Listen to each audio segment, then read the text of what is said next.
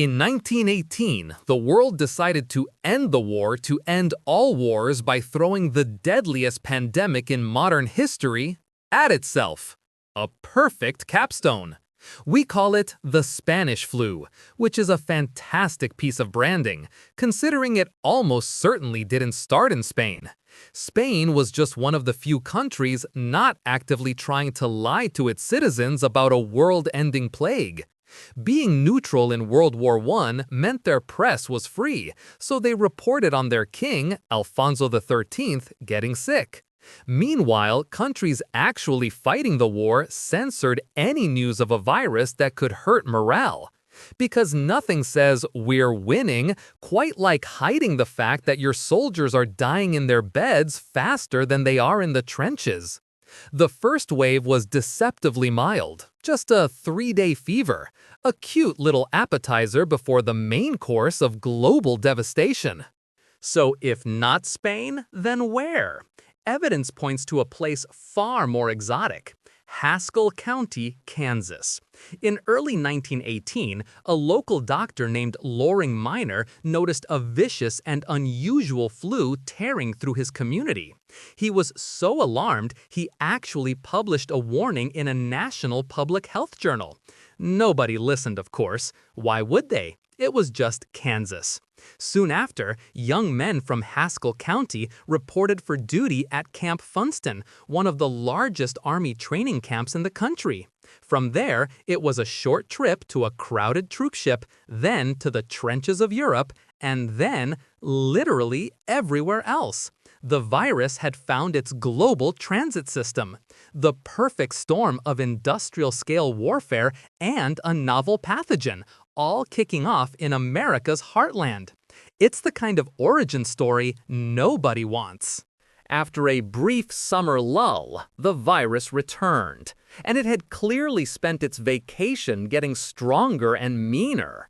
In August 1918, this mutated strain exploded simultaneously in 3 port cities: Brest in France, Freetown in Sierra Leone, and Boston in the United States. This wasn't your grandmother's flu. This one was different. It targeted the young and healthy, the very people with the strongest immune systems.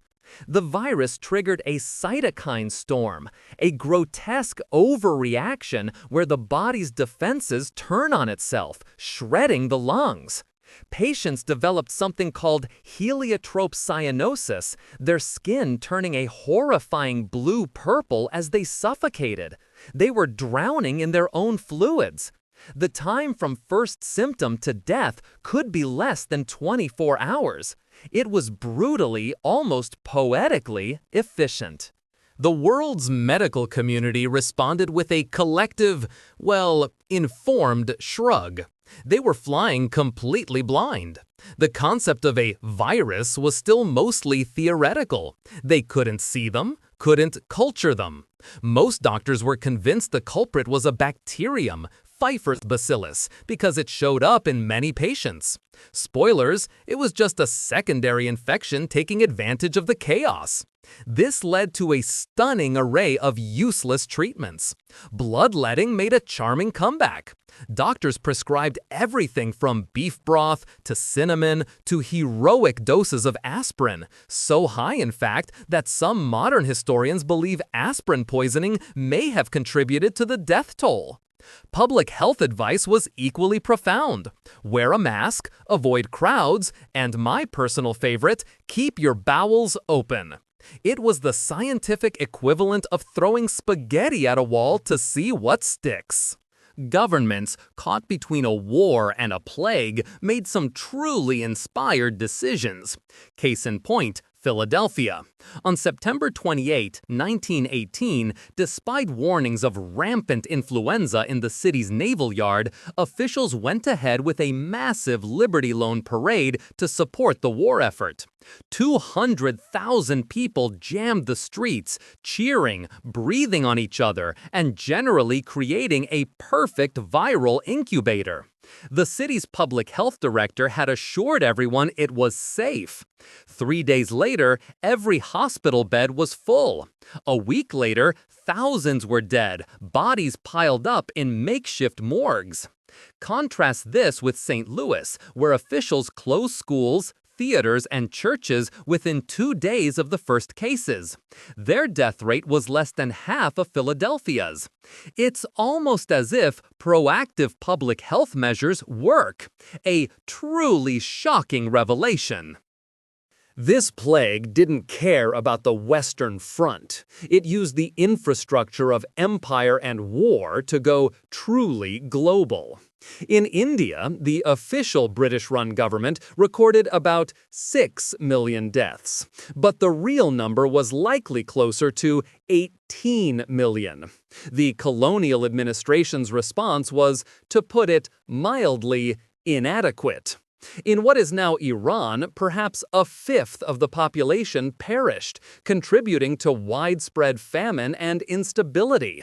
But the most terrifying case study might be Western Samoa. In November 1918, a single ship from New Zealand, the SS Toulon, was allowed to dock despite having sick passengers. The virus swept through the immunologically naive population. Within 2 months, 22% of the island's inhabitants were dead. From the Arctic to the most remote Pacific islands, humanity learned there was nowhere left to hide. The interconnected world we were so proud of had become a transmission belt for death. A third wave hit in 1919, and by 1920, the virus had mutated into a tamer, seasonal version of itself, but not before killing an estimated 50 to 100 million people. More than the war, more than the Black Death relative to the population. And then, everyone just sort of stopped talking about it. For decades, the lost generation of writers like Hemingway and Fitzgerald lived right through it and barely gave it a passing mention. Why? Probably because the war had a story, heroes, villains, sacrifice, a clear beginning and end. The flu had no narrative. It was just meaningless, invisible, domestic death. There was no one to blame, no glory to be found. After 4 years of war and 2 years of plague, people were just tired. They wanted to forget. And so, the single greatest demographic shock of the 20th century was quietly swept under the rug of history. If you enjoyed this video, please like, comment, and subscribe to our channel for more historical insights. Thanks for watching, nerds!